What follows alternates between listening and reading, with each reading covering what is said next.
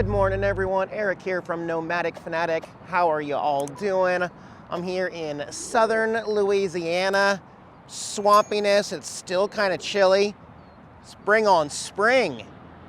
I'm uploading this video with some Nomad internet. I will put a link in the video description if you need some mobile unlimited internet. It's how I upload all of these videos on the road as a nomad. Got any birds around here? I'm at a wildlife area. There's a couple birds going around looking for some worms, probably. Oh yeah, and just for reference, that's not sand anymore. No, there's snow here in Louisiana. Still, a little bit. I mean, it's mostly melting away. Spring is on the way. I know that excites a lot of people. However, I do kind of have to point out, it's like ever since I left Florida, which it had pretty much been an awesome winter, ever since I left, it's still just been gloomy and overcast, lots of rain, lots of clouds, lots of cold, lots of long pants days, and nice warm cozy hoodies. Yeah, that's okay for me, but I know a lot of my viewers up north are just kind of sick of the cold, snow, rain, ice, and everything. Ready to get spring on the way, yeah? It's not warm here yet, though. You see my breath? Aw, but the gators are coming out of hibernation for the year, yeah? Oh, wait a minute, that's still ice. There's literally still ice here. Yikes. I thought I could make it a whole winter without seeing snow or ice. Wow, wow. Well, let's go check in on Jaxman and crank on the heat. Oh yeah, let's get some heat on in here. 72 sounds great. It still makes that squealing sound though. Oh well, it's just an inconvenience. It works well. Catman Jax, how are you doing, buddy boo? Yeah, you want to stay warm today? All right. I gotta do a little bit more driving because we have to go get propane today. Yeah, we gotta have propane to heat the kitty. Your butt's cold. Why's your butt cold? Huh? Why's your butt cold? You don't know? All right. Yeah, I've been going through the propane. I haven't brought out my catalytic heater. I've just been using the main furnace here off my batteries, and the whole process has just worked okay. I woke up this morning and it's at 62%, but you know, as we got cloud cover, kind of working on the panels and you know, a little bit of driving here and there. I don't have to like run the generator or anything, but I do run out of propane. And I remember this last time, even with that big, I think it's a 18, 19 gallon tank on board with the RV. You only get like 4 or 5 days of heat, and then you gotta go get propane. And at 50 bucks a pop around here to fill that sucker, that's $200 a month or more. But you know, it's still boondocking. So when we get to Texas, I actually have a little change, a little plan, a little way we're gonna fix that and everything. You're too cute to toot. Yes, you are. Little bugger.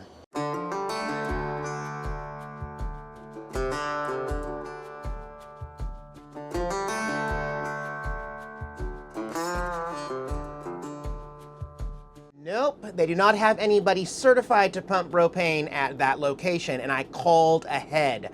I always call ahead. I'm gonna call the next place on my list here, and I'm gonna show you exactly what you have to do here.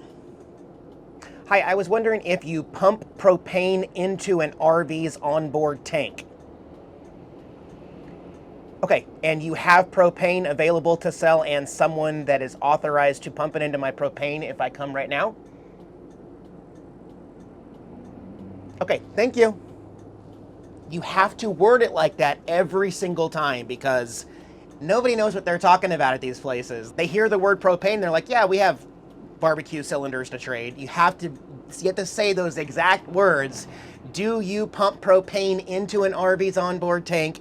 Do you have propane available to sell today? And do you have someone licensed who can pump it into the propane on shift today? Has to be those three things. And still I run into places that can't pump propane and it's a little hassle getting there.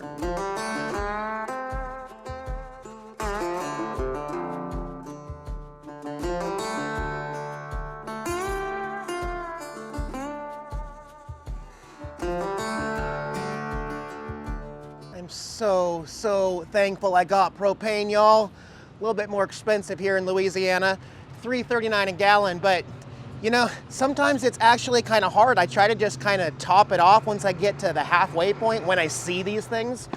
Other times when I need it, when I absolutely need propane, I get bad information, bad answers, or just laziness, or they tell you at the counter, oh, we don't have anybody to pump propane today. Yeah, you do. Just tell me to F off because you don't want to do it. So the 2 pilots were a strikeout. This Loves worked, and also I got some information. Nice gentleman here, Leon, told me about the Loves Now app, which, while the All Stays app does show all these propane places, it doesn't tell us if they actually pump it into an RV. It could just be the cylinders. The Loves Now app tells us when they have these where they can fill up with RV. So I'm gonna download that app and then I'll get some more perks. Also, Tractor Supply, I didn't think about that today, but you can call them and ask them. It's just I would have had to have unhooked the car because they are all back in and it's really narrow through their gates at Tractor Supply, but that is an option too. I'm good to go. We're gonna be heading into Texas now. And I have to say, you know, I don't know what, I remember that recently they had those rolling blackouts and no power and no gas and propane. I think all that, as far as I've talked to people, I think all that is finally cleared up now here in March. Should be okay, but we'll see, man. Exciting. Plenty of sunshine today, and it's getting warmer as we get closer into Texas. You may also see there's still some snow mounds that are melting on both sides of Interstate 10 here. Snow still. I mean, this area usually doesn't see any snow. They got quite a bit of snow end of February, so, and it's still melting away. That's crazy. But yeah, we're up to 59 degrees now, and we should be in Texas now that we're on the other side of the river. In fact, right here, I'm gonna turn in here, right here. The Texas Travel and Information Center, exit 880. That means we are 880 miles away from New Mexico here on I-10. Well, it's been a while, Texas. It is actually kind of good to see you, to be honest. Stretch, man, that was a lot of driving today. But, you know, I just wanted to get it out of the way. And it looks like Texas is still thawing out from snow. That is incredible. Wow, there's still snow in Texas. Everything is bigger in Texas. Oh yeah, we're here. That's kind of a neat way to greet people from Louisiana, a giant Texas star. I don't know if there's any snakes this time of year. It's still kind of cold. But if you don't know, Texas still loves their RVers. Anyone from any state in the country can park overnight. You can't camp and set up a tent or live in your car and keep the doors open with sheets and stuff like that. But if you're in a vehicle, you can stay for 24 hours at any Texas rest area, picnic area. They're very welcoming. That's not to say it's an awesome place to overnight park. It's just, at least that option is available. I'll show you what it's like here. I think I'm gonna stay here tonight. Oh, and one more thing. I'm just standing right here. I'm not even near the trucks, but the smell and reek of urine, they're just dumping their piss out jugs or just, it is raunchy. It is one of the worst welcome to Texas smells you could possibly smell. I mean, we've all seen it at rest stops and they just pour them out their window. This guy right next to me actually pulled out and stood between his trailer and the other guy's trailer, whipped it out and just started peeing right between them. I mean, are you serious, dude? Are you really doing this in public? This guy actually went to the pet area. He's literally pissing right in front of my RV in the pet area. I mean, it's just pure laziness. I don't know what you call it. It's disgusting. I cannot believe these truckers.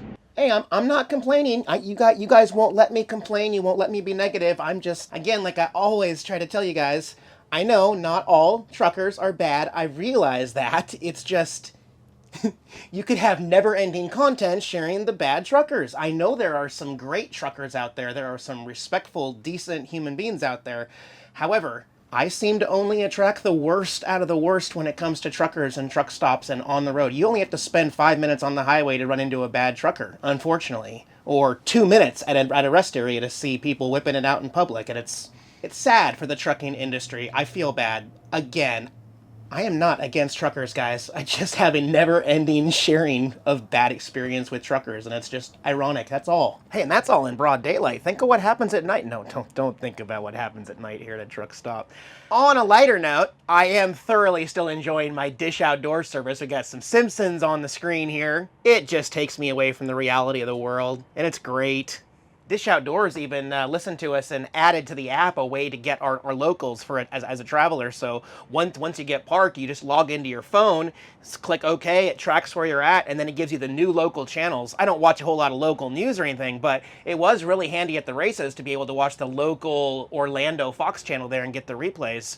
I'm really enjoying my Dish Outdoors service. I'll put a link below in the video description if you're interested in getting Dish Outdoors. They've got a lot of channels, and when you don't get over the air stations or you don't have internet, it's really fun to watch live TV still. And I use the DVR function at night. I go through the thing and click all my favorite shows and set it to record overnight, and then I watch it the next day or the next week and fast forward through the commercials.